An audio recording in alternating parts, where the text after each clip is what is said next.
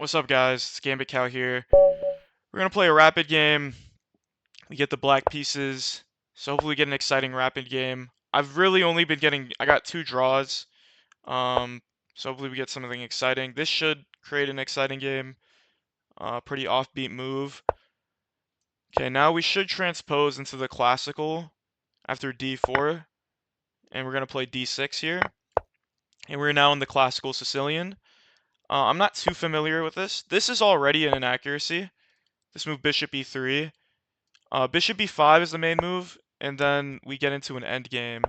So okay, he comes back, and there's some dirty mate threats on f7 if this guy is not careful. Bishop b5 I think is the only move here. Um, okay. Interesting.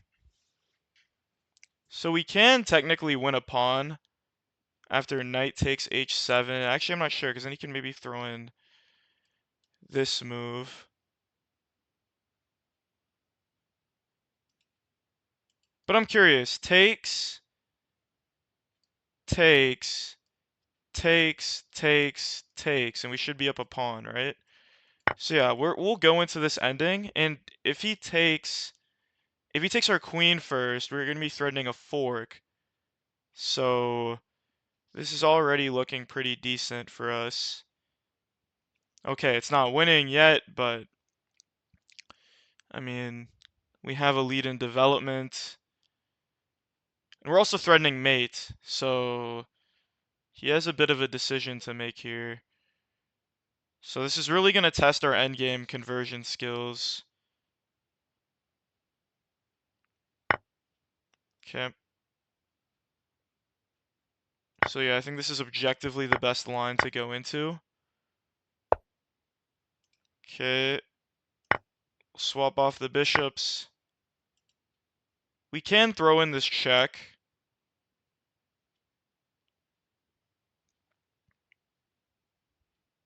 But then maybe he brings his king up. So I think we're going to go g6, bishop g7. I'm wondering if I should throw in this check or not. Let's not think too much. Let's go g6, bishop g7. If he goes knight here, yeah, I think I have to castle. Or maybe I put my king here. Because maybe I want my rook on the c file. Yeah, king e7. This seems like a safe square. We're going to play e6 on the next move, maybe. But then he has this check, so maybe we have to play bishop g7 first.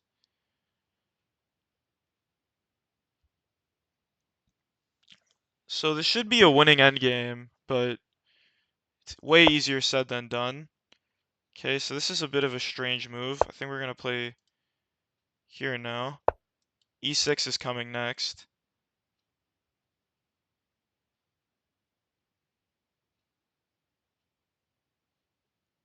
Okay. This is a potentially annoying check. This is also a weakness, so all of this points towards this being good for us. Okay, this is a good move, I think, overprotecting here. How do we make progress? So putting the knight here makes sense. Bringing the rooks to the open files makes sense. I think we're going to bring the rook here. The only thing I need to be conscious of is this is going to be a weakness. So maybe at some point I have to go king e7. Okay, let's get the rook to the open file. If he goes king here, I have to go king here, I think.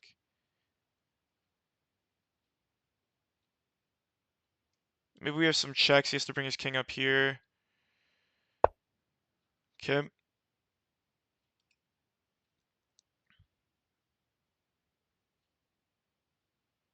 I didn't even think he could play this move, to be honest. This is an oversight on my part.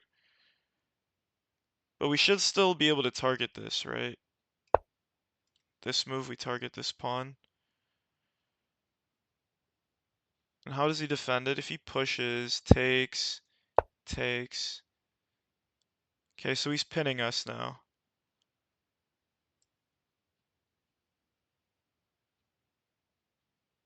So I think we have to respond with rook g8.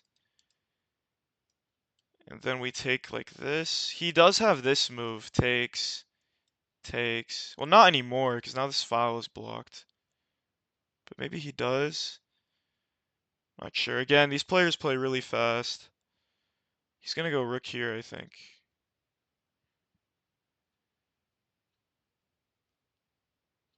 Again, this endgame isn't so easy to win. Okay. So I'm wondering if we can even go takes. Knight, that doesn't work, because the knight can take. So how do we make progress in this position? This is a weakness. I don't know how we get to it. I'm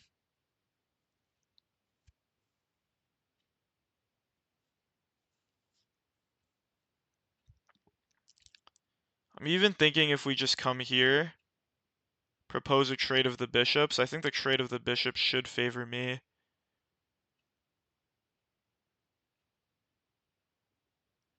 Yeah, how does this line look like? Knight here, bishop takes, rook takes.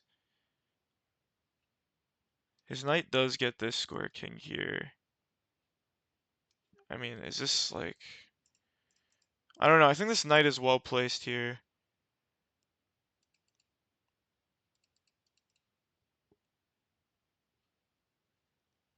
Just trying to think how we can make progress.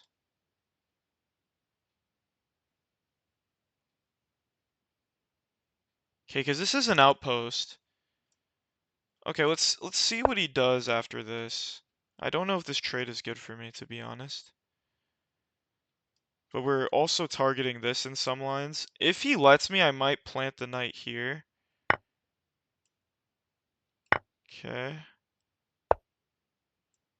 Yeah, now this should be a very nice outpost, right?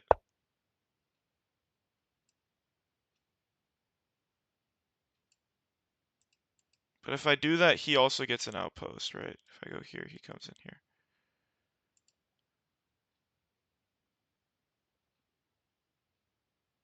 So let's come back.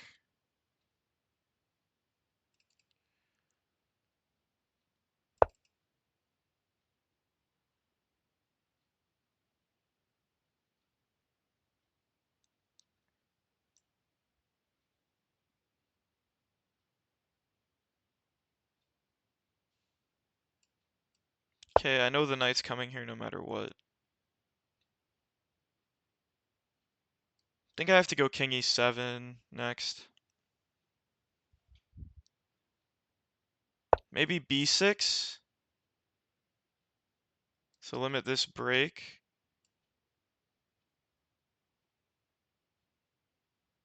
Yeah, let's go king e7 to get out of this pin. If he goes here, takes... I don't know how this is looking like. I'm trying to figure out how we can win this. Still very hard. I'm not very good at these endgames. This is why we're playing them, right?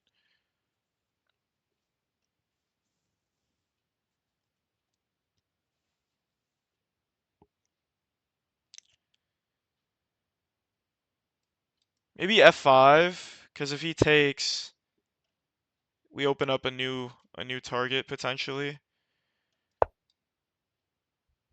Okay.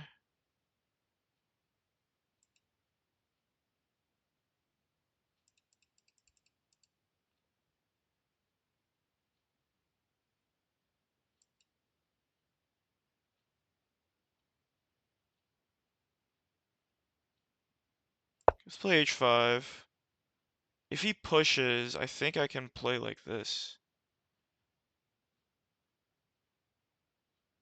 Or even f5.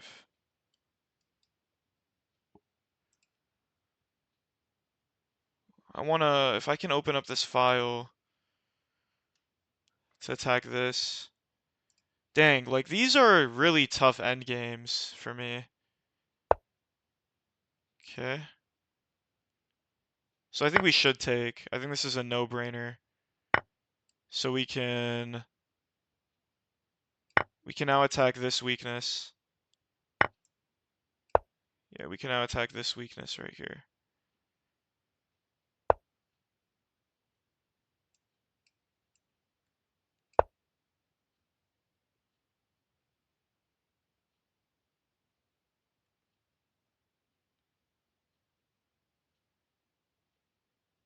And now we're gonna make his rooks quite passive.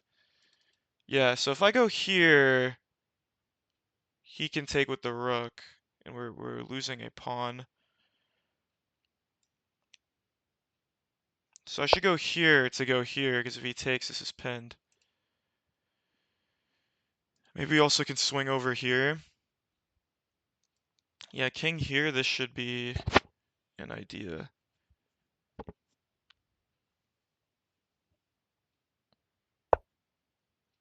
Okay, so if I push, he can't take, so push. This should net us a pawn. Right, rook takes, he's pinned. So I can go here. If he takes like this, the rook is hanging.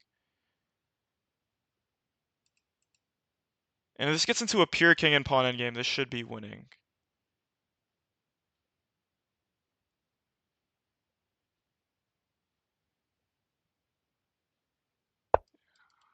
Yeah, this should be winning.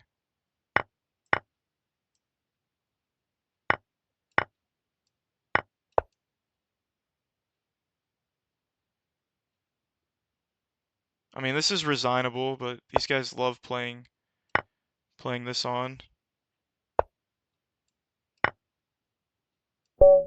Okay, nice. So I think that was a clean game. That might have been one of the first clean endings that I've ever played, ever. So, I mean, I'm curious, but this should be completely winning. Not should be, this is completely winning. So yeah, let's go over this game. Again, I'm gonna put this in my studies.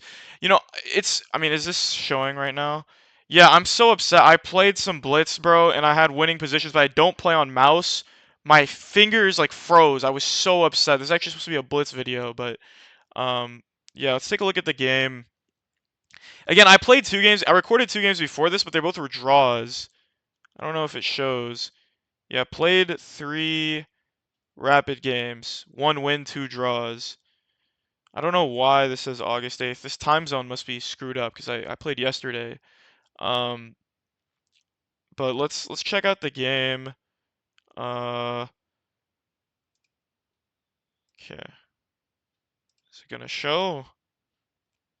Okay, so we're not gonna use the computer analysis yet, but first things first, I'm gonna import this game into the study. Damn, I actually had some really nice blitz games too. Both of them were nice. I just got under I made a blunder in the first game in the Nimzo Indian, and then the other game I just I I got under time pressure. I had a very nice ending as well in that game. Um, okay. Yeah, so let's cut to the recap portion of the video.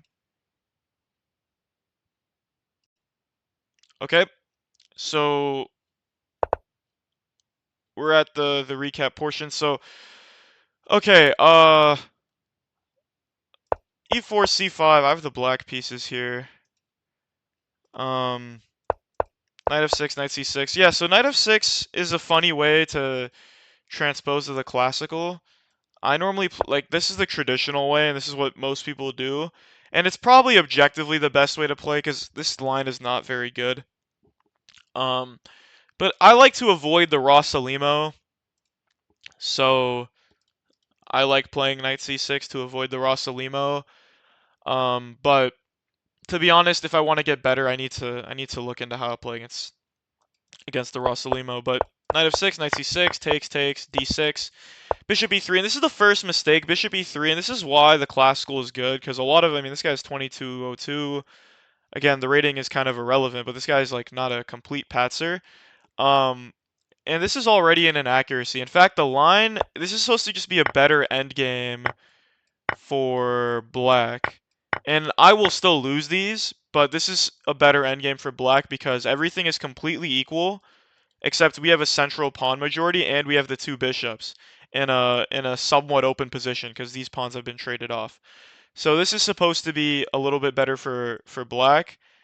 There's no games in the master database in this for good reason because this is just better for black. It's just a better end game. So um but what ended up happening in the game is my opponent went all the way back. I guess this has been played in the master okay, wait. Okay, never mind. This has been played in the master's database.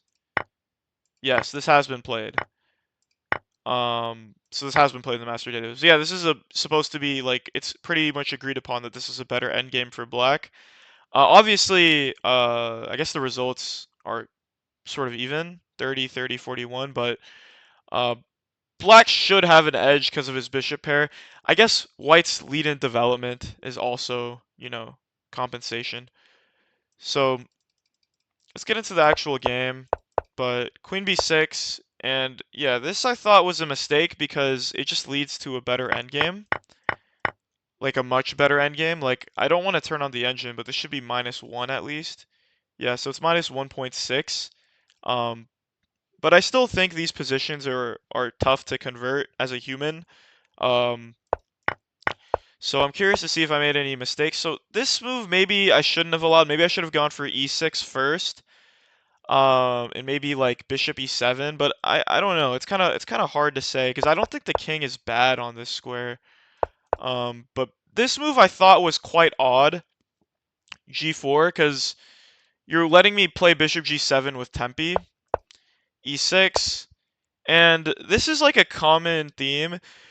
The square in front of the isolated pawn is considered to be a weakness. So if you can put a knight in front of um, the square in front of the pawn, that is typically a good idea. So in my head, I thought, this should be a perfect square. The only issue now that I look at it is it does blunt the bishop. So I'm trying to think what square this bishop belongs on. But this seems like the best diagonal. So it's like, that's sort of what happens, I feel like, in most chess games. And this is something I've picked up over time. Whenever there's like a good square, oftentimes you have two pieces fighting for a good square. And I don't mean this like in a Benoni way. Like in the Benoni, and when I say that, some people probably don't know what I'm referring to. But for example, in the Benoni, oftentimes black's pieces are like stumbling over each other. And what I mean by that is, okay, well, taking here is not a move. Knight c3, takes, d6. Like, a lot of times, the pieces are fighting for the same square, and this is not what I mean. I'm more referring to, like, whenever there's a good position. But okay, this is interesting. I'm not really good at endgames. I want to get a lot better at them. I really I love end games, but I suck at them. It's like so funny. Like I want to get really good at them because I feel like that's a place that a lot of players. I guess I am weaker compared to my opposition because I feel like I lose a lot of like drawn or even winning end games. Um, but that's not true because I'm playing Blitz and Rapid, so like I actually have no idea. But okay, I thought this is the best square for the knight. The square in front of the isolated pawn is weak because there are no pawns adjacent. I also thought I'm targeting this weakness. So in these endgames, like I had an international master tell me like, we focus a lot on endgames. Like he was telling me some tips about the endgames because and he was telling me like you want to open up weaknesses. You want to open up more weaknesses. Like there's two things in an endgame. And I guess I'm spitting knowledge here for you guys. Like there's only two things you need to care about in an endgame. Passed pawns and weak pawns. If you can win weak pawns, you create passed pawns. If you get passed pawns, you push the passed pawns. And that makes things oversimplified, but I think it puts me in a good mindset, right? So I didn't know really how to target this weakness. And now that I look at the position, I think I should have played f5 to open up the g file to attack this weakness. And that's sort of how you want to keep on piling up in these positions, I guess. So bishop to g7, or bishop to b2, I mean. Rook hg8, and I just wanted to overprotect my rook. And perhaps f5 is a move I should have considered. So I trade off the bishops. I don't know if this is good or not, to be honest. I thought it was. I come in here because I thought this was going to be an outpost, but this is the thing you have to realize.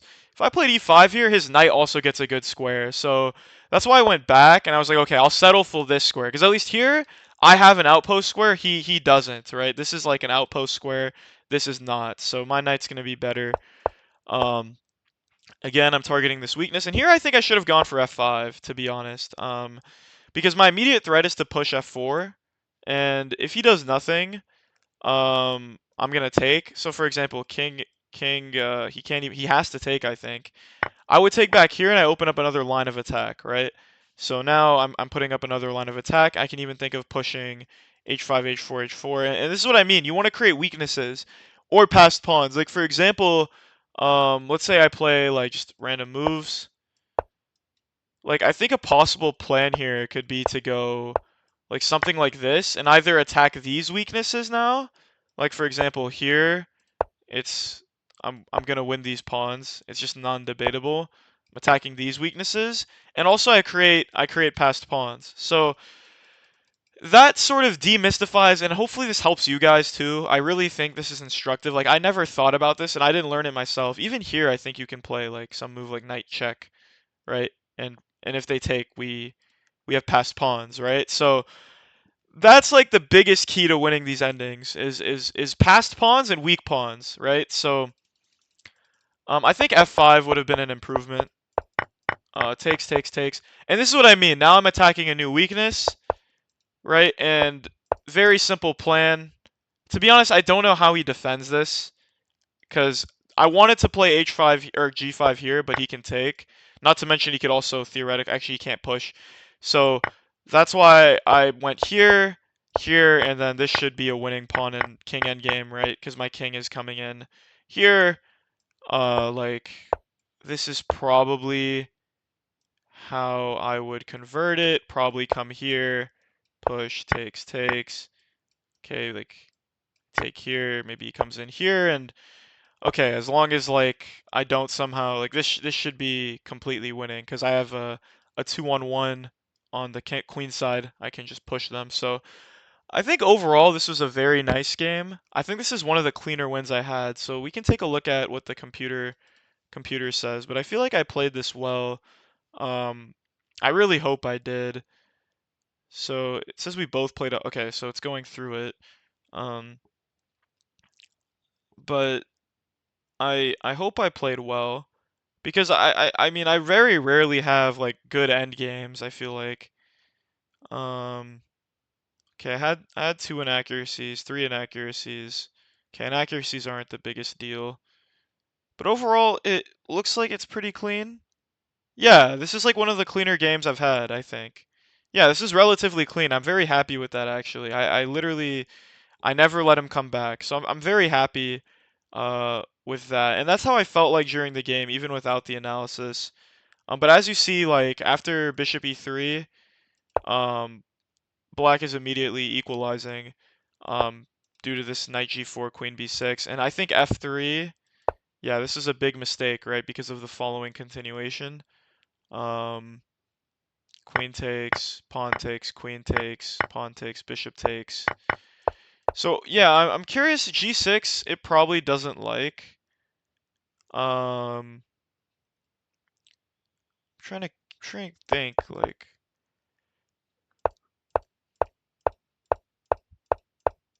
Yeah, I mean, I guess I missed some pretty critical moments. Like this is -3. Guess not. It's just like fluctuating. I think it's just hallucinating. I don't think it actually is -3. But okay. But I think this idea to target the H file was very practical. I liked this idea because now, yeah, this is a completely winning rook and pawn endgame. So yeah, this is actually I'm quite happy with this game, and hopefully you guys learned some stuff as well. Um, Biggest thing in these endgames, right, is attacking weaknesses and creating passed pawns. Here I had an advantage. What I struggle with is when the game is like equalish and I struggle to create opportunities, so that's something I do need to look at. But overall, I'm quite happy with this game. I played a clean game. And it wasn't like my opponent just blundered tactically. I mean, he did, but um, like it wasn't just like I just bombarded him. It's sort of nice to get these, end game wins where you convert the advantage. So yeah, I'm gonna put this into like one of my studies in my Sicilian study maybe. And yeah, I hope you guys enjoyed. I wanted to upload some Blitz and I did, but bro, on computer, my hand like goes to sleep. Like I normally play Blitz on my phone.